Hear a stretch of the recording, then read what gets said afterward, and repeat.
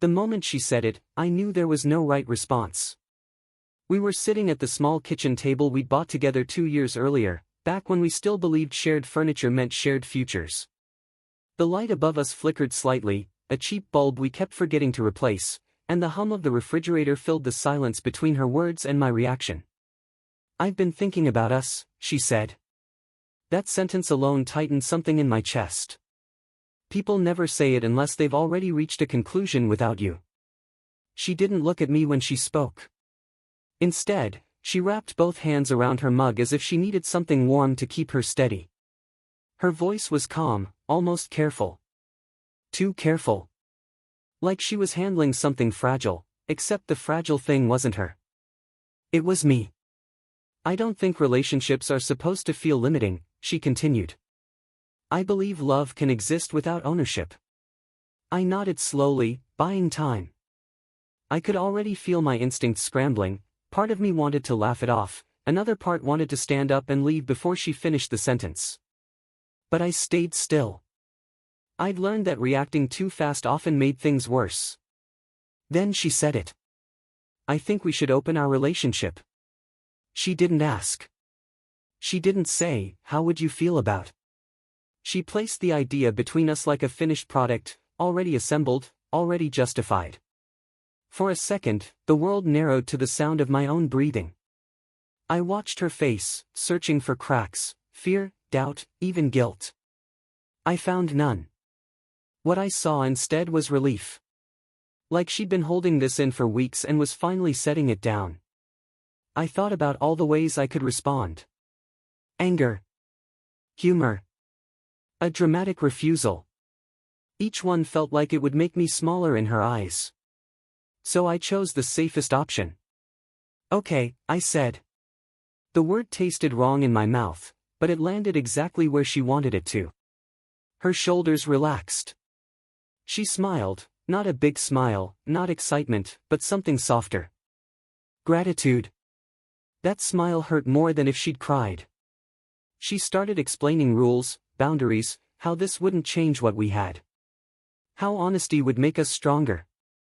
I listened, nodding at the right moments, pretending I was absorbing information instead of quietly watching something collapse. What she didn't say was louder than everything she did. She didn't say she was afraid of losing me. She didn't say she loved me. She didn't ask if I was okay. That night, we went to bed like nothing monumental had happened. She fell asleep quickly, her breathing slow and even, one arm resting across my chest out of habit rather than need. I lay awake, staring at the ceiling, replaying the conversation again and again. I realized something uncomfortable then, not painful yet, just cold and clear. The relationship hadn't opened that evening. It had already ended. Quietly. Politely. Without a fight. I just happened to be the last one to notice. And as I lay there in the dark, listening to the steady rhythm of her sleep, I understood something that would take me weeks to fully accept. Agreeing didn't mean I was strong. It meant I was afraid of becoming optional, even though, somehow, I already was. The days after our agreement felt strangely normal. That was the most disturbing part. She didn't change overnight. She didn't suddenly disappear or start acting reckless. If anything, she seemed lighter, like someone who had finally set down a weight she'd been carrying quietly for too long. She laughed more. Sang along to songs in the car again. Moved through the apartment with a confidence that hadn't been there in months. I told myself that was a good sign. I told myself this was growth. Inside, though, I felt like I'd agreed to a language I didn't actually speak. I nodded through conversations I didn't understand, pretending fluency while constantly translating fear into patience. She started going out more often. Just drinks. Just friends. She didn't overshare, but she didn't hide anything either, at least not on the surface. She believed transparency meant freedom from responsibility. If she told me where she was going, she felt absolved of how it might land. I didn't ask questions. Not because I didn't care, because I cared too much. Every detail felt like an invitation to imagine things I wasn't ready to see. So I became careful. Careful with my tone. Careful with my expressions. Careful not to become the jealous man she probably expected I'd turn into. At night, lying next to her, I noticed how quickly she fell asleep now. Like her mind had fewer arguments to replay. Mine did the opposite. As soon as the lights went out, my thoughts grew loud and disorganized. I wondered who she was talking to when she smiled at her phone. I wondered if she compared us, if I was still winning, or if I was simply familiar. The worst realization crept in slowly, almost politely. I wasn't participating in this open relationship. I was enduring it. I didn't download apps. I didn't flirt. I didn't explore. I waited. For reassurance that never came. For a moment where she'd say, "I'm glad it's still you." She never did. Freedom, I started to understand, belongs to the person who asks for it first. One evening, she came home later than usual. Not late enough to be suspicious, just late enough to feel intentional. She kissed my cheek, placed her keys on the counter, and started talking about her night like it was any other. I listened, smiling at the right places, and realized something had shifted. She was talking to me the way people talk to roommates. Friendly. Polite. Detached. I asked myself a question that made my stomach drop. If I walked away right now, would she chase me, or would she simply wish me well? That night, I stood in the bathroom brushing my teeth, watching my reflection stare back at me with practiced calm. I looked like someone holding his breath underwater, convincing himself it was normal. Agreeing had been easy. Living inside that agreement was slowly erasing me. And the most unsettling part was this. She didn't notice. Or worse, she did, and trusted that I'd stay quiet about it. It was her best friend who noticed first. Not because she was looking for cracks, but because she remembered the version of me that existed before I learned how to disappear quietly. She'd known us as a couple long enough to sense when something shifted, when the jokes became shorter, the pauses longer, the air heavier. We were all sitting in the living room one evening, the three of us pretending this was just another normal night. My girlfriend was stretched out on the couch, scrolling through her phone, occasionally laughing at something none of us could see. Her friend sat across from me, legs tucked under her, nursing a glass of wine she hadn't touched in a while. "You've been quiet," she said casually, but her eyes didn't leave mine. I shrugged. "Just tired." She didn't argue. She never did. She simply nodded, like she'd expected that answer, and let the conversation move on. Later, after my girlfriend went to bed, early, unusually early, her friend stayed behind to help clean up. We moved around each other in the kitchen, the clink of glasses and plates filling the silence we weren't addressing. "You don't have to pretend with me," she said suddenly. I froze. Not because the words were loud, but because they were accurate. I laughed, out of reflex. "Pretend what?" She turned to face me fully then. "That you're okay." There it was. No accusation. No pressure. Just recognition. Something in my chest loosened. I leaned back against the counter, staring at the floor, trying to decide how much honesty I was allowed to afford. "She seems happy," I said instead. Her friend studied me carefully. "That's not what I asked." We talked longer than we should have. About exhaustion. About the strange guilt of agreeing to something that still feels like a loss. She listened without interrupting, without trying to solve anything. She didn't defend my girlfriend. She didn't criticize her either. She simply made space. That was the first line we crossed, not with touch, not with desire, but with understanding. In the days that followed, our conversations continued in small, almost accidental ways. Messages about mundane things. Jokes that landed differently now. Moments where I felt seen instead of managed. I didn't plan for it to happen. The night it did, there was no build-up, no dramatic tension. Just the two of us sitting too close, the room quiet enough for honesty to feel dangerous. When she reached for my hand, it felt less like temptation and more like permission to breathe. Afterward, lying awake, I waited for guilt to crash into me. It didn't. What I felt instead was clarity, sharp, undeniable. I hadn't betrayed a relationship. I had discovered how empty it had already become. The next morning, I looked at my girlfriend across the table and saw her differently. Not as someone I was protecting, but as someone who had already moved on emotionally and simply forgot to tell me. That was the moment I understood something I hadn't wanted to admit before. Open relationships don't expose desire. They expose imbalance. And once you see it, you can't unsee it. For a week, I didn't say anything. I watched, I waited, and I listened. Every laugh my girlfriend shared with another guy felt like a small hammer tapping against the walls of our relationship, walls I had once thought unshakable. I didn't respond with anger, not yet. I didn't fight.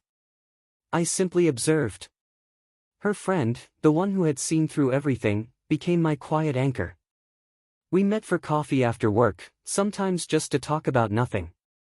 But the nothing always became something, the kind of conversation that leaves you feeling less alone in a room full of people.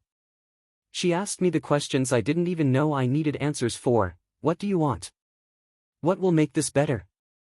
And each time, I gave the same answer, carefully shaped, deliberately vague. The first time I even considered doing something about it, it hit me like a wave. Not revenge, exactly. Not yet. More like reclaiming control. I realized I had allowed myself to drift, to agree to a situation I didn't want, to be treated as a background character in my own life. That had to stop. And I had someone on my side who understood. It started small. I would subtly mention her friend, casually, with no intention of gloating. Emma and I were laughing at that new show you recommended, I'd say over breakfast. My girlfriend's eyes would flick to mine, her smile tightening just enough for me to see. That flicker was enough to confirm the imbalance. That little taste of uncertainty began to shift the power dynamic. Next, I began to allow myself moments of freedom she hadn't imagined I would claim. Coffee breaks that weren't shared. Texts I didn't immediately answer. Walks where my attention wasn't divided.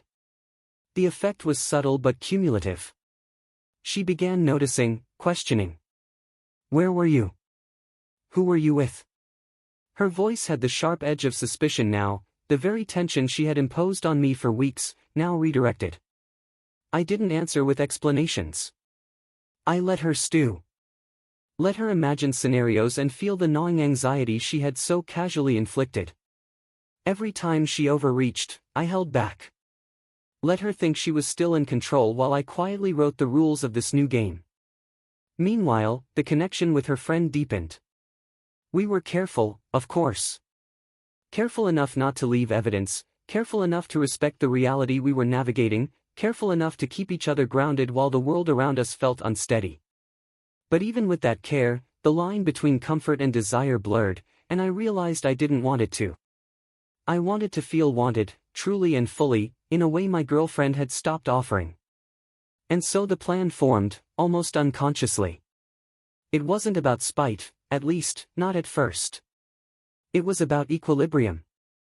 About making her understand, without words, the power of her actions. About reminding myself that I wasn't powerless, that I had choices. And above all, about finally stepping out of the shadows of a relationship that had slowly made me invisible.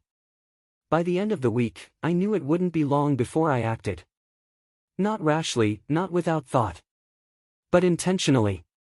I had the map now, every misstep she made, every careless laugh with someone new, every tiny flicker of attention I didn't command. They all became markers for when and how I would reclaim what had been taken from me, not just my peace of mind, but my right to be seen, to be wanted, to matter. The days ahead weren't going to be easy. Complications were inevitable. Friendships could fracture, loyalties tested. But for the first time since she proposed that disastrous idea, I felt clarity. I had a path, a plan, and someone on my side who reminded me what it meant to be valued. And that made all the difference. The weekend came, and with it, a restless tension I could feel deep in my chest. It wasn't just the anticipation of what I was planning, it was the quiet, almost imperceptible energy shifting between us. She was smiling, chatting, pretending everything was normal, but her eyes betrayed a subtle wariness. I could see it in the way she hesitated before speaking, the way she checked her phone more often than usual, the tiny pauses when she tried to measure her words. She knew something had changed, even if she couldn't name it yet.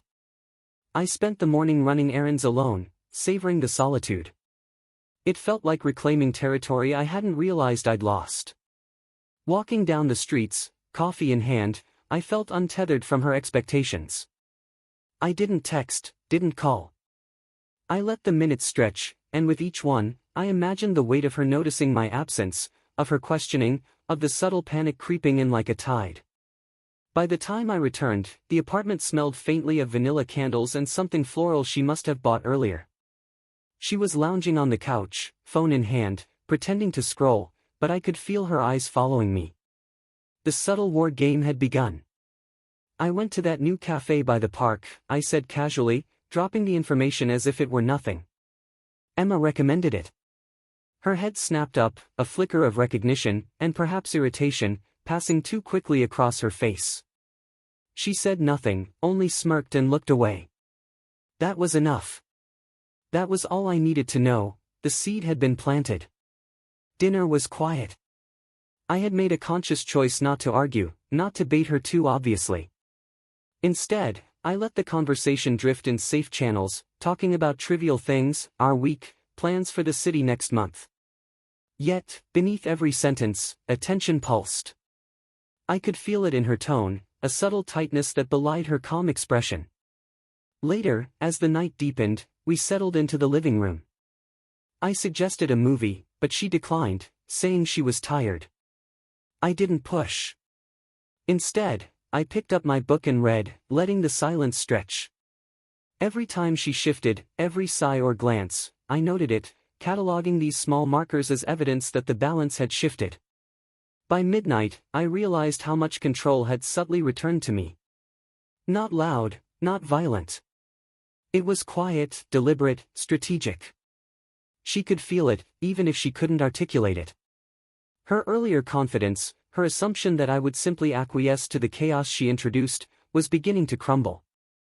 I checked my phone, and there was a message from Emma, just a simple smiley face, a reminder that she was there, that I wasn't alone in this. That tiny digital nudge gave me courage. It reinforced the idea that I could navigate this minefield without losing myself. As I prepared for bed, I paused in the hallway, looking back at her silhouette on the couch. She looked smaller somehow, contained, restrained. Not defeated, not yet, but aware. And that awareness was the first line drawn in the sand. I didn't need to shout or threaten, the tension itself was the message. Tomorrow, I thought, would be another day of observation. Another day to test limits, to measure reactions, to adjust strategy. The plan wasn't about dramatic gestures or immediate gratification, it was about precision, about subtle power reclaimed through patience. And as I turned off the lights and slid under the covers, I felt the first true sense of anticipation in months, not fear, not resentment, but the quiet thrill of knowing I had finally drawn a line. A line she would notice. A line she couldn't cross. And I, for the first time in weeks, felt like myself again. The next morning arrived with an uncharacteristic chill, the kind that seeps under your skin and makes even familiar rooms feel unfamiliar. I woke early, careful not to disturb her, and sat by the window with a cup of black coffee, watching the city stir. From the street below, the world seemed deceptively ordinary, but upstairs, everything had shifted. There was a tension in the air, a tautness in her silence, like a string pulled too tight and ready to snap. She appeared in the kitchen eventually, moving slowly, deliberately, as though she was rehearsing a performance. I noted the way she avoided eye contact, the way her hands lingered on the counter as if steadying herself. It was subtle, almost imperceptible, but I could see it. Every gesture, every pause, spoke volumes. She was recalibrating, testing, and I welcomed it. "I'll grab breakfast," she said, her voice careful. Not angry, not yet resigned, but controlled. "Sure," I replied, and waited. Letting her prepare, letting her act as if nothing had changed, was part of the rhythm now. I didn't interject, didn't comment on the tension. Instead, I watched the small fractures emerge, the tiny slips of frustration, the fleeting sighs, the half-finished movements that betrayed her composure. We ate in silence, the kind that wasn't comfortable but was full of meaning. Each bite, each sip of coffee, carried weight. And in that silence, I realized something vital: power isn't loud. It's quiet, insidious, layered. It doesn't announce itself with a shout, it waits, it observes, it takes the measure of the other. And in that quiet, I was no longer the one reacting, I was the one observing. By mid-morning, she had left for work, leaving behind a meticulously cleaned kitchen and a note with a carefully neutral smiley face. I lingered over it longer than necessary, savoring the subtle shift in the atmosphere. I could feel the tension she had carried, the effort it must have taken to maintain her usual facade. That effort alone was proof that something had changed. The day stretched, slow and deliberate. I spent it moving through the apartment, touching nothing, altering nothing. I was letting her absence fill the space with awareness, letting her realize, without confrontation, that the balance had shifted. My phone buzzed occasionally, Emma's name lighting up the screen like a small beacon, a reminder that the outside world could still be safe, still be grounding. When she returned in the evening, the shift was more pronounced. She moved differently, her confidence slightly faltering, her smile a little tighter than usual. I greeted her with casual warmth, masking the observation behind a calm exterior. She responded politely, but there was an edge, a cautiousness that hadn't been there before. The game was subtle now, almost imperceptible, but its effects were clear. We settled into the living room, ostensibly to watch television, though neither of us paid much attention to the screen. Her hand brushed against mine once, an accidental touch, I convinced myself, and I felt a jolt, a reminder that despite everything, the connection hadn't completely frayed. But the warmth was different now. It was measured, careful, contained. I realized then that the fractures in our silence were more powerful than any confrontation. She was aware, constantly, that something had shifted. And I, quietly, was reclaiming space I hadn't realized I'd lost. No words were necessary, the tension itself was a language. By the time night fell, I was certain of it. The silence between us was no longer empty. It was loaded with awareness, with subtle power, with observation. And in that awareness, I saw the possibilities, the chance to navigate the coming days with deliberate precision, to guide the interactions without force, to let the fractures grow naturally until they could no longer be ignored. And as I watched her finally relax into a chair, sighing in a way that betrayed both fatigue and tension, I felt a strange satisfaction. Not triumph, not revenge, something quieter, deeper, more controlled. The quiet was no longer empty. It was mine. The following days were a strange blend of normalcy and heightened awareness. She moved through the apartment with her usual efficiency, yet I could sense the subtle hesitation in her actions. It was like watching a predator who had just realized the prey had shifted, nothing overt, nothing dramatic, but every movement carefully measured, every glance slightly cautious. I maintained my routine, pretending that nothing had changed, even though I felt every shift in energy, every flicker of tension. The beauty of this quiet war was that it required no words. The small things, the way she adjusted her posture when I entered a room, the slightly delayed responses, the faint tremor in her laugh, spoke louder than any confrontation could. One evening, I found myself sitting in the dim glow of the living room, a glass of wine in hand, as she walked past with an almost imperceptible hesitation. I didn't call her attention to it. Instead, I let the silence linger, letting the tension thicken like fog. She stopped halfway down the hallway, then continued, and I felt a thrill of awareness. It was subtle, but it was there, she was recalculating. That night, sleep was elusive. I lay in bed, listening to the soft rhythm of the city outside, and my mind replayed the past weeks. Every encounter, every half-spoken word, every fleeting glance had been a layer of strategy, unspoken and deliberate. And in that quiet reflection, I realized something profound. The real power in this situation wasn't in exposing her, wasn't in forcing a confrontation. It was in letting her see herself clearly, in letting her understand the consequences of her choices through observation, through the silent mirror of her own actions. By midweek, the atmosphere had shifted even more. I noticed her checking her phone less frequently when I was around, her laughter at my jokes slightly more genuine, though still restrained. It was as if she was testing boundaries, trying to measure the space between us, trying to decide whether to push or retreat. I welcomed the uncertainty. In that space, I had control. One evening, she suggested we cook dinner together, a seemingly mundane proposal that carried an undercurrent of testing. We moved through the kitchen, chopping vegetables, stirring sauces, exchanging casual remarks. But beneath it all, there was tension, an unspoken game of observation. Each glance, each brush of hands, was loaded with meaning. I didn't react overtly, I merely let the silence speak. When we finally sat down to eat, the meal was quiet, but the tension had an almost tangible texture. I noticed the way she avoided certain topics, the careful phrasing of her questions, the subtle adjustments in her body language. I realized that the real revelation wasn't going to come from me confronting her, it was already happening. She was discovering herself through the silent consequences of her choices. Later that night, I watched her from the doorway as she cleaned up the dishes, her expression thoughtful, almost weary. I felt no triumph, no bitterness, only a strange, deep satisfaction. The power of observation, of quiet control, had shifted the dynamic completely. She was aware now, more aware than I had ever been, of the fractures between us, of the tension that had grown like roots beneath the surface. And in that awareness, I saw the possibility of something new. Not reconciliation, not revenge, but clarity. We were both seeing the edges of ourselves, and the space between us was no longer empty. It was charged, delicate, fragile, yet undeniable.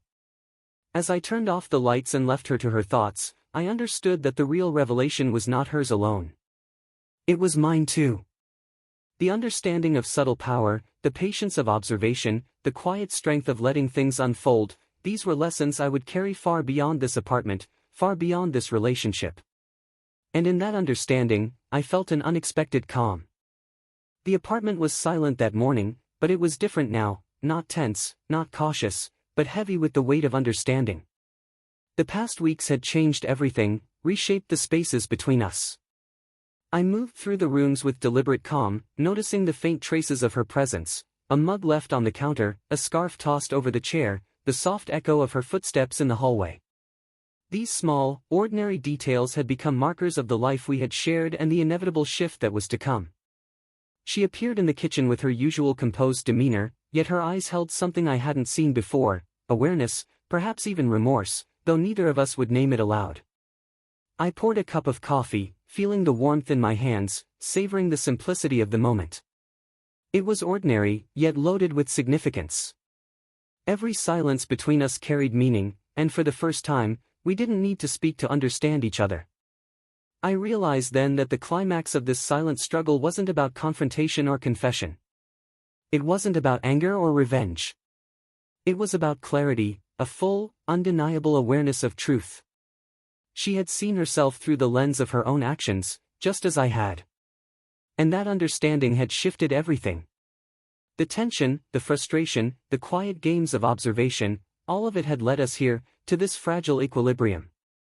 When she finally spoke, her voice was soft, measured. I see things differently now. There was no accusation, no explanation, only the simple statement of realization. I nodded, acknowledging the truth without comment. Words weren't necessary. They never had been. What mattered was the silent recognition of what had been broken, what had been hidden, and what had been revealed. The rest of the morning passed in quiet routine. We moved around each other, each aware of the other's space, each observing without judgment. I found myself reflecting on the strange power of patience, of restraint, of allowing situations to unfold without forcing them. In watching her, I had learned more about myself than I could have imagined, my limits, my boundaries, my capacity for calm and strategic patience. By afternoon, the decision had crystallized in both of us, though unspoken. There would be no dramatic confrontation, no last-minute revelation, no explosive fallout. We would simply step into clarity, acknowledge the reality of what had been, and move forward separately but without bitterness. The quiet strength of this resolution felt almost sacred, as if we had transcended the petty chaos that often accompanies betrayal. I packed a small bag later that evening, taking only what I truly needed. She didn't ask, and I didn't explain. There was a mutual understanding, a recognition of the boundary that had been crossed, the trust that had been altered, and the lives we would now live independently. As I closed the door behind me, I felt no anger, no resentment, only a calm sense of closure. Walking down the dimly lit street, I breathed in the crisp air and felt an unexpected lightness. The lessons of this relationship, about observation, patience, self-respect, and quiet power, were mine to carry forward. I realized that sometimes the most profound victories are not loud or dramatic, they are subtle, internal, and deeply transformative. And as I looked back at the building, the windows glowing softly in the twilight, I felt a sense of gratitude. Not for what had happened, but for what I had learned. For the strength I had discovered within myself, for the clarity I now possessed, for the quiet confidence that comes from navigating complexity with composure. The story wasn't about winning or losing. It wasn't about betrayal or punishment. It was about understanding, growth, and the unspoken truth that some endings are not failures, they are beginnings of a new kind, quiet but undeniable. And with that thought, I stepped fully into the night, carrying the lessons of the past and the calm certainty of the future.